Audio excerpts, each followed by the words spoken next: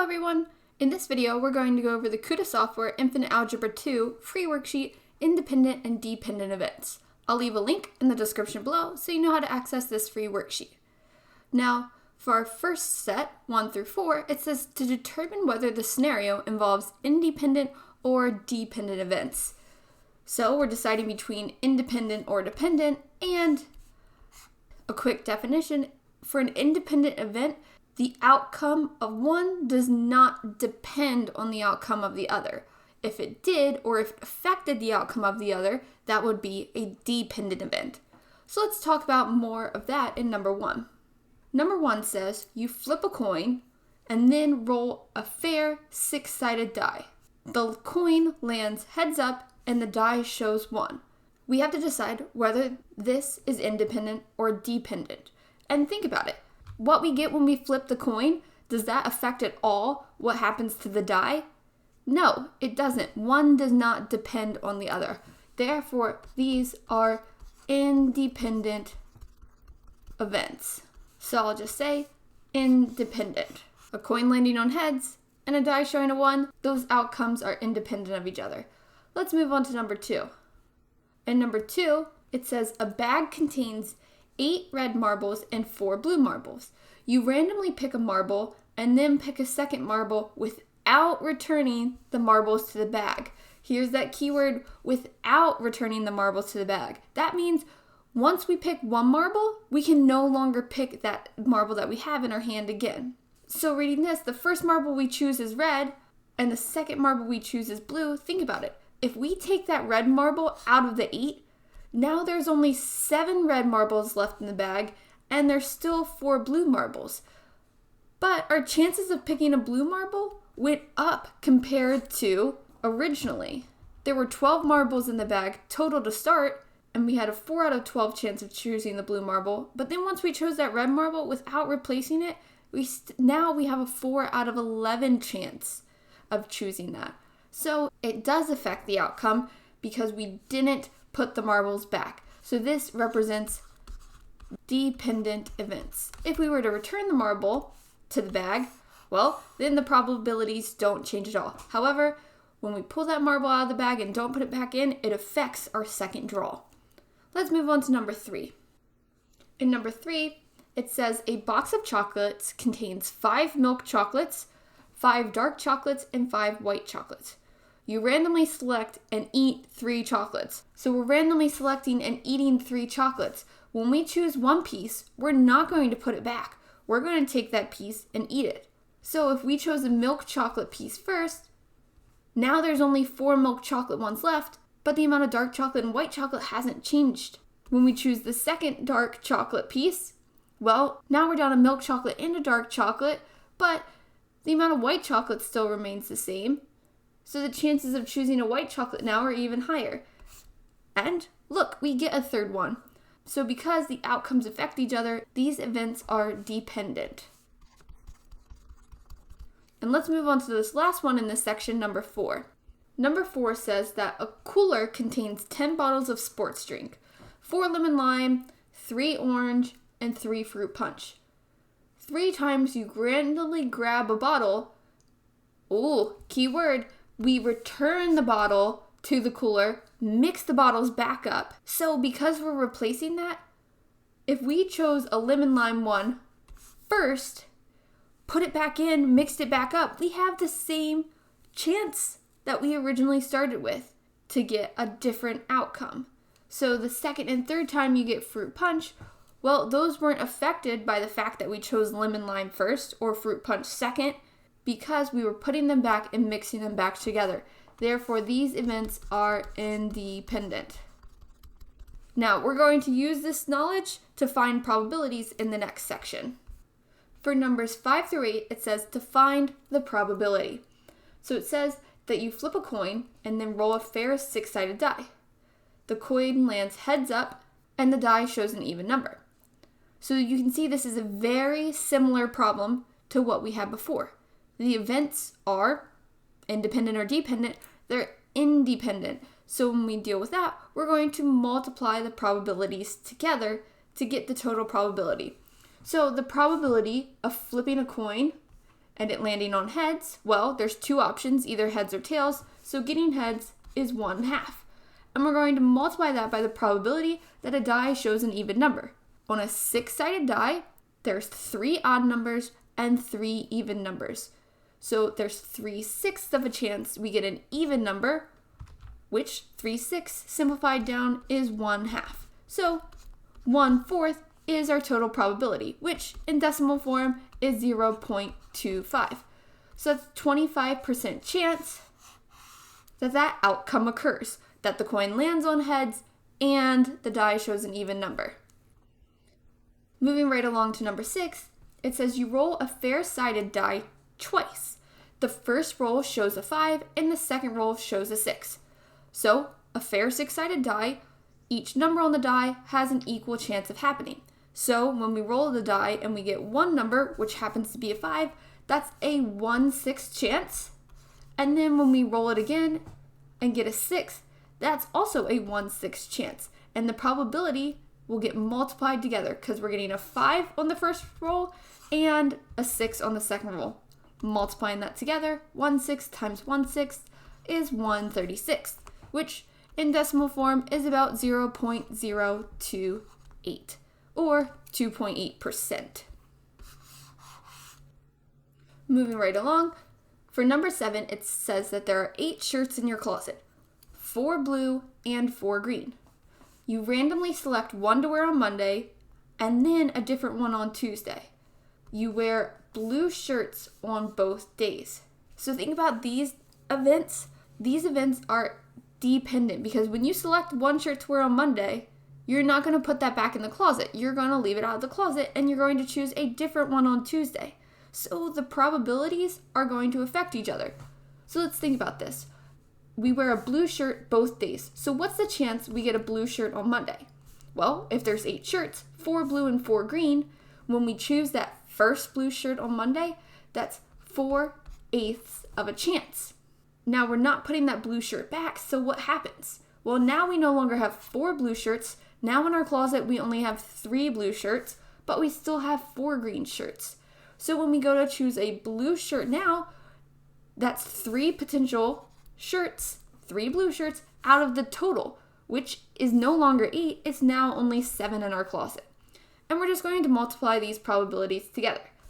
Might be easier to simplify down first though, because 4/8, that's the same as 1/2. So we have 1/2 times 3/7, that is equal to 3/14, multiplying the numerators and then multiplying those denominators. When we round that, that's 0.214 or 21.4%. For number 8, it says that a basket contains 5 apples and 7 peaches. You randomly select one piece of fruit and eat it. Right away, since we're eating that fruit, we know that that fruit is no longer going to be in our basket once we grab it. So when it says that you randomly select another piece of fruit, we know that that probability is changing. So the first piece of fruit is an apple. What's that probability? Well, there's 5 apples and 7 peaches, so the probability of choosing an apple out of all the fruit is 5 because of the 5 apples divided by the total number of fruit, 5 plus 7, which is 12. And that's going to get multiplied by, since that was our first piece, the second piece turned out to be a peach. Well, because we weren't replacing the fruit, we know that we now have less fruit. There's 1 less fruit, so our total is going to be out of 11. But it was the apples that switched. We still have 7 peaches. 4 plus 7 is that total 11, so we have a 7 out of 11 chance of getting the peach. Multiplying these together, 5 times 7 is 35, over 12 times 11 is 132. When I divide that out, I get about 0.265 or 26.5%. Let's move on to our next set of directions. Our next set of directions say to determine if the events A and B are independent. Now remember, if the events are independent, the probability of one happening doesn't affect the probability of the other. So that means that, for example, in number 9, if we're looking at the probability of A and B, if they are independent, then the probability of A and B, which I'm going to write as A intersection B, because that's what A and B is going to be equal to the probability of A times the probability of B. And that's if they're independent. So we have to fill this in and see if the equation's true. So filling those numbers in for the probability of A and B, A intersection B, that's 2 out of 25. Does that equal the probability of A, which is 2/5, times the probability of B, which is 1/5? So does 2/25 equal 2/5 times 1/5? 2 times 1 is 2, over 5 times 5 is 25. Yes, indeed. So, because this holds true, they are indeed independent. If this equation was not true, then they would be dependent events. Let's move on to number 10. In number 10, we have a very similar setup. We have the probability of A, we're given the probability of B, and we're given the probability of A and B. So, writing out our formula, the probability of A intersection B, A and B, is going to be equal to the probability of A times the probability of B. If this is true, that means the events are independent. If this is not true, they're dependent. So let's take a look at this. Filling this in, A and B is 1/25. Probability of A is 2/5, and the probability of B is 1/4. Does 1/25 equals 2/5 times 1/4? Well, let's see. 1/25, does that equal? Well, 2 times 1 is 2, over 5 times 4 is 20. 2/20 simplified down is 1/10. 1/25 does not equal 1/10. Therefore, these events are dependent. Let's move on to number 11. So for number 11, we're no longer given the probability of A and B, we're given the probability of A given B. But think about it. The probability of A given B is the probability that A happens given that B occurred. So if they're independent, B should not affect the probability of A at all. So if these are independent, the probability of A given some B should just be equal to the probability of A. And you can see that 27/50 does not equal 9/20. Therefore, these events are dependent. B somehow had an impact on A. So let's move on to number 12. And number 12, the last one for this set of directions, it says that the probability of not A equals 3/4, the probability of B equals 3/10, and the probability of A and B is 3/40. So remember, if they're independent, then the probability of A times the probability of B will be equal to the probability of A and B, the probability of that intersection. So is this the case? Well, we're not given the probability of A, we're given the probability of not A. But remember, probabilities sum to 1. So we can either be A or we can be in not A. And if that sums to 1, 1 minus 3/4 is going to be 1/4. So we have 1/4 for the probability of A. We're going to multiply that by the probability of B, which is 3/10, and that's going to be equal to 3/40. Does that equal the probability of A and B? Yep, 3/40. So these are independent. Let's move on to our next set of directions on the second page. Our next set of directions says that events A and B are independent. So we know that they are indeed independent. We're going to find the missing probability. So number 13 is actually quite simple. We need to find the probability of B given A. And if they're independent, A should not have any effect at all on that probability of B. So, probability of B given A should equal the probability of B, which is going to be 3/5. So 3/5 is our solution for number 13. Moving on to number 14, again, if they're independent, the probability of A given B should just be the probability of A. The fact that we've got B already, or that B occurred, should not affect A. So what's that going to be? That's going to be 1/5 for A. The probability of A is going to be equivalent to that probability of A given B. That's 1/5. Let's move on to number 15. In number 15, we have the probability of A equals 3/10, the probability of B equals 13/20. We're trying to find the probability of A and B. And if they're independent, we just need to multiply the probability of A and B together. So we're going to do the probability of A times the probability of B, and that's going to equal our probability of A and B, or A intersection B. So we'll have 3/10 times 13/20. 3 times 13 is going to be 39, all over 10 times 20, which is 200. So 39/200 is our solution for number 15. Moving on to number 16, we have the probability of B. We're also given the probability of A and B, and we need to find the probability of A. Remember, if they're independent, probability of A times the probability of B equals the probability of A and B. We're trying to find that probability of A, so we need to isolate it. Hence, just go ahead and divide by that probability of B. So the probability of A is going to equal probability of A and B, which is given to us as 9/100ths, and we're going to divide that by the probability of B, which is 9/20ths. Remember, dividing by a fraction is the same as multiplying by that reciprocal. So we'll have 9/100ths times 20/9. 9 cancels out with 9.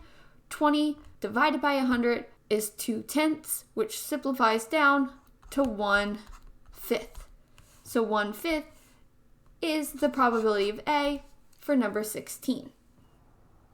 Moving on to number 17, we're given the probability of A, we're given the probability of A and B, and we need to find the probability of not B. But in order to get that, we're going to need to find out what B is, because that's the formula we can use. Because A and B are independent, the probability of A and B equals the multiplication between the two. So, if the probability of A times the probability of B equals the probability of A and B, in order to solve for the probability of not B, we need to solve for B. So, we'll divide by the probability of A. So the probability of B is equal to the probability of A and B all over the probability of A.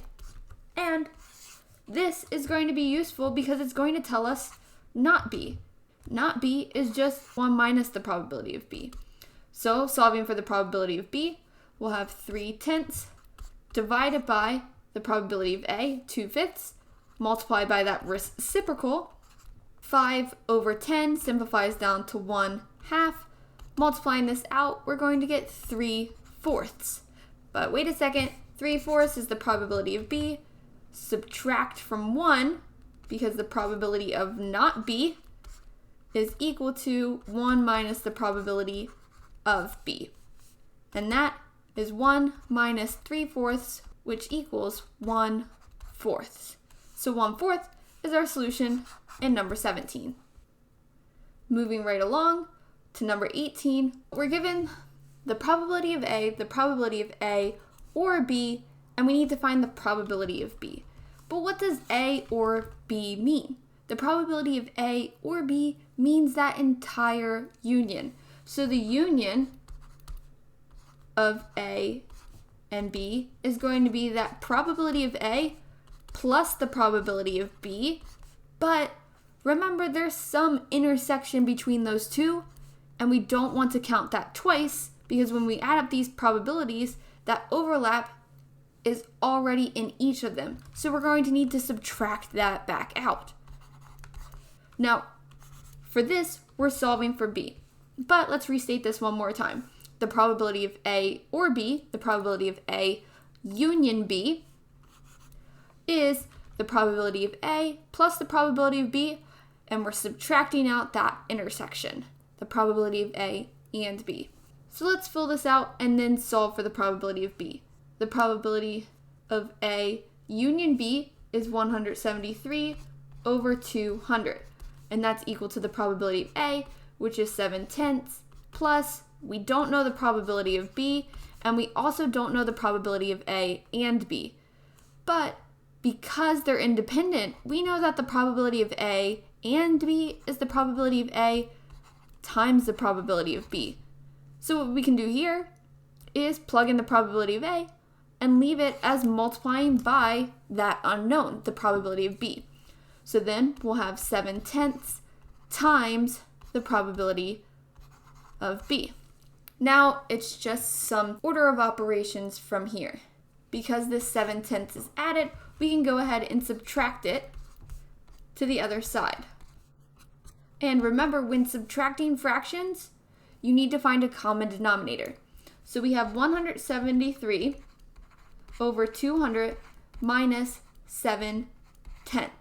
To get that common denominator, we're going to have to multiply by 20 over 20. That's going to give us 140 over 200.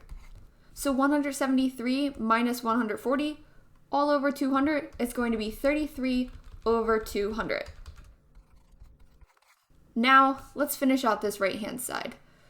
We have the probability of B minus 7/10 times the probability of B.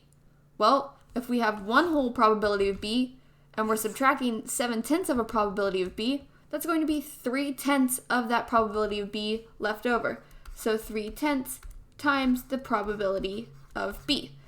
Another way you can think about this is reverse some distribution. Pull out that probability of B from both terms, and you'll get 1 minus 7/10, which is indeed 3/10. So now all we have to do to finish this out is to divide by 3/10, and dividing by a fraction is the same as multiplying by that reciprocal. So we'll have 33 over 200 times 10 over 3, and that's equal to the probability of B. And simplifying as opposed to just multiplying right away, 33 over 3 is 11 over 1. And 10 over 200, cross out one of those zeros, that's going to be 1 over 20. 11 times 1 is 11, 20 times 1 is 20. So 11/20 is equal to the probability of B. So just to quickly re-explain, the union is the probability of A plus the probability of B, but you have to subtract out that intersection. And because they're independent, we were able to break that intersection up even further to solve. Let's move on to our next set of directions, the last set of directions. In this next section, it says to find the missing probability. It doesn't tell us whether those events are independent or not, but we have some handy formulas to use. One is that the probability of A given B is equal to the probability of A and B, A intersection B, all over the probability of B. So if we're solving for A and given B, all we need to do is plug some numbers in. So probability of A and B is 1/10 divided by the probability of B, which is 2/5. As opposed to dividing by a fraction, let's multiply that by that reciprocal. 1/10 times 5/2, that's going to be equal to 1/4. So 1/4 is the probability of A given B. And just to tie this back in with what we were previously doing, if these events were independent, that would mean the probability of A times the probability of B is the probability of A and B. And look, if we were to rewrite this, if they were independent, the probability of B would cancel out to give us the probability of A given B equals the probability of A. And again, that's only if they're independent. But for this problem, we weren't concerned with that. We were just trying to find the probability of this conditional. Let's move on to number 20. In number 20, we're given the probability of A, the probability of B given A, and the probability of A and B. So the probability of B given A is equal to the probability of A and B all over the probability of A. So the only thing different from this is that B given A, I need the probability of A in my denominator. If it was A given B, then I would need the probability of B in my denominator. But we're going to manipulate this the same way, except now we're solving for the probability of A and B. So what are we going to do? Multiply both sides by the probability of A so that we can isolate the probability of A and B. So the probability of A was given to us as 3/5. The probability of B given A is 3/10. 3/5 times 3/10 is 9/50. So 9/50 is my solution for number 20. For number 21, we're trying to find the probability of B given A. We know from our formula the probability of B given A is going to be equal to the probability of the intersection of those events, A and B, all over the probability of A. We're given the probability of A and B, but we're not given the probability of A. We're given the probability of not A. But we know how to solve for that. It's just 1 minus that probability of not A equals the probability of A. So the probability of A and B is 6/25. The probability of A is 1 minus 3/5, which is 2/5. So as opposed to dividing by a fraction, I will multiply by that reciprocal of 5/2. Simplifying this down, 5 goes into 25 5 times, and 2 goes into 6 3 times. 3 times 1 is 3. 5 times 1 is 5. So 3/5 is our solution for number 21. Now let's move on to our last question on this worksheet, number 22. And if you found this video helpful so far, before we solve number 22, don't forget to click that thumbs up button and leave me a comment below. But continuing on, we're trying to find the probability of A. We're given the probability of B given A, we're given the probability of A or B, and we're given the probability of B. So let's work with what we've got. We know we have a formula for this and this, but how do those relate exactly? Well, the probability of B given A is the probability of A and B all over the probability of A. Okay, so we're getting closer. That A is what we're solving for. Now, if this was independent, we could just rewrite this numerator as the probability of A times the probability of B. But we're not told any information on whether these events are independent or not. So we're going to have to rewrite A and B using the probability of A or B. Because remember, the probability of A or B, that's A union B, was equal to the probability of A plus the probability of B minus the probability of A and B. So we can rewrite A and B using this because we know the probability of A or B, we know the probability of B, we're solving for this, and we can get rid of this when we plug all of this in.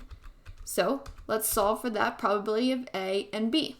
Well, isolating it, we'll subtract probability of A and we'll subtract the probability of B, but this is still negative, so we'll flip the signs or multiply everything by a -1. So we'll get the probability of A and B, that's going to be equal to the probability of A plus the probability of B minus the probability of A or B. So let's fill that in to our equation now. So we'll have the probability of B given A is equal to the probability of, remember, we're plugging in the probability of A and B over here. So that's the probability of A plus the probability of B minus the probability of A union B. And that's all divided by the probability of A, which is what we're solving for. So let's take a look at this now. Right now I have this fraction which isn't really helping me out. So I'm going to multiply by the probability of A to shift it to the other side so I can get rid of this fraction to make the math a little bit more easier. So I'll have the probability of A times the probability of B given A equal to the probability of A plus the probability of B minus the probability of A union B. Now, algebra is a lot like a puzzle. Remember, we're trying to isolate this probability of A, so we need to get it all on the same side. So let's subtract this probability of A right here. So we're going to have the probability of A times the probability of B given A minus the probability of A. That's equal to the probability of B minus the probability of A union B. And also, if this is confusing at all, please feel free to plug in numbers that we already know. Because if you were to plug in numbers, this would be a number and these two would be numbers. So probability of A would be our only variable. I just like leaving things as variables sometimes until the very end, just to see how the formula interacts. So now, in order to isolate the probability of A, I need to pull it out of both these terms on my left-hand side. So, giving myself a little bit of space, I'm going to erase what we've already used over here, pulling the probability of A out of both of those terms. I'll get the probability of A multiplied by the probability of B given A minus 1, and that's going to be equal to the probability of B minus the probability of A union B. Isolating this probability of A, I'll just divide by the probability of B given A minus 1. Now, all I have to do is plug in everything I know. Probability of B is 0.45. The probability of A union B, A or B, is 0.72. The probability of B given A is 0.4. And we're subtracting 1. So the probability of A is going to be equal to 0.45 minus 0.72 is going to be a negative 0.27, and 0.4 minus 1, that's going to be a negative 0.6. So when we divide those out, negative divided by a negative is a positive, 0.27 divided by 0.6 is 0.45. So the probability of A is also equal to 0.45, or 45%. And with that final solution, we wrap up this worksheet. If you have any questions, please feel free to leave them in the comments below. And as always, don't forget to like, subscribe, and share.